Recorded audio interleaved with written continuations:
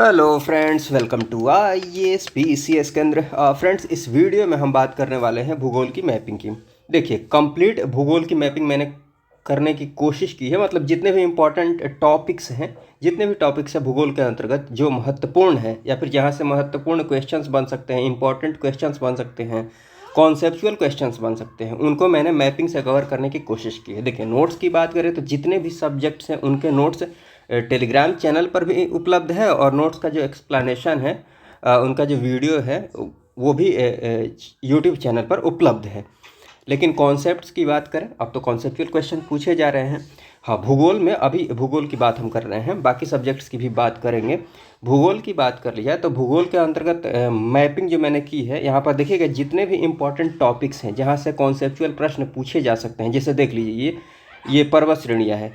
तो पर्वत श्रेणियों में जैसे मान लीजिए आपसे प्रश्न पूछा जा सकता है कि निम्नलिखित पर्वत श्रेणियों को पूरब से पश्चिम के क्रम में सजाइए, ठीक है, या फिर उत्तर से दक्षिण के क्रम में, दक्षिण से उत्तर के क्रम में। तो आप आसानी से पर्वत श्रेणियों को ध्यान में रख सकते हैं। या फिर राज्य भी पूछा जा सकता है कि कौन सी पर्वत श्रेणियाँ किन किन राज्यों से होकर गुजरती है या फिर किन राज्य से होकर नहीं गुजरती है, ठीक है।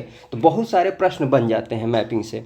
और मैपिंग से होता क्या है, मैप से आप किसी चीज़ को ध्यान रखते हैं तो आपको कन्फ्यूजन नहीं हो सकता है और कोई भी क्वेश्चन आसानी से सॉल्व कर सकते हैं। आपको याद रखने में आसानी होती है, पढ़ने में आसानी होती है और समझने में आसानी होती है, ठीक है। तो जैसे देख लीजिए, जितनी भी पर्वत श्रेणियाँ हैं इनको मैंने मैपिंग के माध्यम से, मैप के माध्यम से दिखा दिया है। देख रहे हैं ये सब। जैसे इधर देख लीजिए, साउथ में पर्वत श्रेणियाँ हैं, ये सब पर्वत श्रेणियाँ हैं, ठीक है। ये अरावली है, गुजरात से होते हुए राजस्थान, ठीक है, हरियाणा, दिल्ली। वैसे ही मान लीजिए ये सब। चलिए, ये तो सामान्य परिचय हो गया भारत की। अगर बात कर लीजिए भारत के भूगोल के संदर्भ में, वैसे ही आगे ये देखिएगा, ये पर्वत चोटियाँ हैं। पर्वत चोटियों को भी पूरब से पश्चिम या फिर पश्चिम से पूरब में सजाने को पूछा जा सकता है। जगह पूछा जा सकता है कि कौन सी पर्वत श्रेणी कहाँ पर है, ठीक है। ये सारी चीज़ें मैंने यहाँ पर दिखा दी हैं मैप के माध्यम से। उसके बाद देखिए, ये याद रखना बड़ा मुश्किल होता है। जैसे ये दंडकारण्य, जो ये पठार है, किन राज्य में इसका विस्तार नहीं है, किस राज्य में इसका विस्तार नहीं है, ऐसा प्रश्न पूछा भी गया है BPSC में, ठीक है। तो ये आप मैप से आसानी से ध्यान रख सकते हैं कि ये दंडकारण्य जो दंडकारण्य, ये जो पठार है, इसका विस्तार किन किन राज्यों में है, आप इसको आसानी से याद रख सकते हैं। जैसे मालवा पठार की बात कर लिया, मारवाड़ की बात कर लिया, बुंदेलखंड की बात कर लीजिए, ठीक है। तो आप मैप से आसानी से ध्यान रख सकते हैं। पर्वत चोटियाँ हो गई, भारत के प्रमुख जो दर्रे हैं वो हो गए कि किन राज्य में ये दर्रे हैं और किन राज्यों को ये कनेक्ट करते, मतलब कहाँ पर दर्रे हैं और किसको कनेक्ट करते हैं। तो कनेक्ट करने वाली बात चलिए मैंने नोट्स में कवर कर दी हैं। लेकिन जब ये मैपिंग वाला ये नोट्स है, इसको जब एक्सप्लेन करेंगे तो वहाँ पर भी मैं आपको बताते रहूँगा, ठीक है। और उसके बाद देखिए, भारत की ये जो प्रमुख नदियाँ हैं, नदियों को मैंने मैप के माध्यम से दिखा दिया है। और नदियों से संबंधित जो महत्वपूर्ण बात आती है, जिसमें दिक्कत होती है कि कौन सी नदी मतलब दाहिने से मिलती है, कौन सी नदी बाएं से मिलती है, तो ये जो प्रमुख सहायक नदियाँ हैं, जैसे गंगा की ये सहायक नदियाँ हो गई, तो आप आसानी से ध्यान रख सकते हैं ये दाहिने से आकर मिल रही हैं, ठीक है। दाहिने से या फिर उत्तर से, जैसे भी प्रश्न पूछता है, ये गंगा नदी इधर की तरफ बहती है, ठीक है। और उसके बाद ये बाएं से मिलने वाली जो सहायक नदी, बाएं से मिलने वाली जो ये सहायक नदियाँ हुई गंगा में, ये हो गई। वैसे ही ये ब्रह्मपुत्र की सहायक नदियाँ हैं। उसके बाद यहाँ पर देख लीजिए, ये गंगा से संबंधित महत्वपूर्ण बातें हैं। जैसे देखिए, गंगा पहले भागीरथी के नाम से यहाँ निकलती है। देखिए यहाँ पर देवप्रयाग में जब यही अलकनंदा भागीरथी से मिलती है तो इसका नाम यहाँ से क्या हो जाता है, गंगा हो जाता है, ठीक है। तो गंगा से संबंधित महत्वपूर्ण बातें।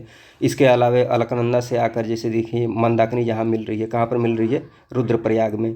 वैसे ही अलकनंदा से आकर ये पिंडर जो मिल रही है, कहाँ पर मिल रही है, कर्णप्रयाग में। तो ये सारी बातें आप ध्यान रख सकते हैं मैप से। वैसे ही देखिए, महानदी की जो प्रमुख सहायक नदी है ये हो जाती हैं, गोदावरी है, कृष्णा है, कावेरी है, सिंधु है। उसके बाद देखिए, भारत की जो प्रमुख मिट्टियाँ हैं, मिट्टियों का विस्तार आप आसानी से मैप के माध्यम से ध्यान रख सकते हैं। वनों के वितरण की बात कर ली जाए, इनको आप ध्यान रख सकते हैं।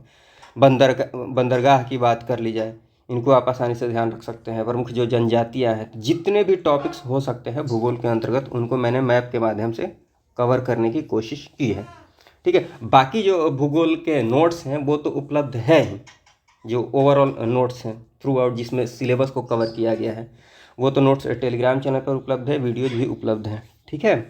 और इसके अलावा बाकी जितने सब्जेक्ट्स हैं एक्सेप्ट करंट अफेयर्स, उनके भी नोट्स उपलब्ध हैं, ठीक है। वैसे ही देखिए जितनी भी बहुउद्देशीय परियोजनाएं हैं ये सब मैंने कवर कर दिया है। और उसके बाद जो प्रमुख जलप्रपात हैं ये सब है। फिर भारत की जो प्रमुख झीलें हैं ये सब मैंने कवर कर दिया है, और डिफ्रेंशिएट भी कर दिया है, मीठे पानी की झील कौन सी है और खारे पानी की झील कौन सी है। इसके अलावा चलिए भारत के भूगोल से संबंधित मैपिंग है। उसके बाद विश्व के भूगोल की बात कर लीजिए तो यहाँ पर भी मैंने मैपिंग करने की कोशिश की है। जैसे ये कर्क रेखा से गुजरने वाले देश हैं, वैसे ही ये मकर रेखा से होकर गुजरने वाले, जो मकर रेखा पर कौन कौन से देश पड़ते हैं इनको आप मैप के माध्यम से थोड़ा थोड़ा देखते रहिएगा। उसके बाद जब क्वेश्चन में पूछा जाता है ना तो ऑप्शन के माध्यम से आप आसानी से एलिमिनेट कर सकते हैं गलत ऑप्शन को। वैसे है भूमध्य रेखा पर कौन कौन से देश लाई करते हैं, तो ये सारी बातें हैं, ठीक है। बाकी जितने भी सब्जेक्ट्स हैं उनके नोट्स टेलीग्राम चैनल पर उपलब्ध हैं। हाँ, ये मैपिंग हो जाती है, उसके बाद हम बात करने वाले हैं।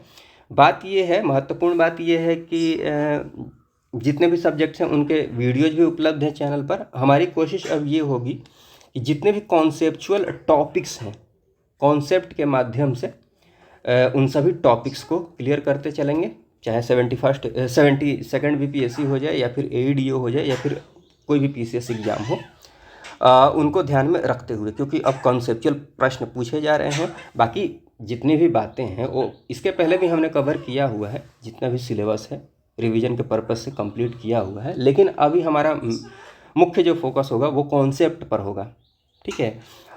और चलिए, और कोई भी दिक्कत हो, कोई भी प्रश्न हो, कमेंट में पूछ सकते हैं, और धीरे धीरे ऐसे ही सारी चीज़ें कंप्लीट हो जाएंगी। नोट्स की बात करें तो नोट्स टेलीग्राम चैनल पर भी उपलब्ध है। और चलिए, इस वीडियो को देखने के लिए आपका बहुत बहुत धन्यवाद। जय हिंद, जय भारत।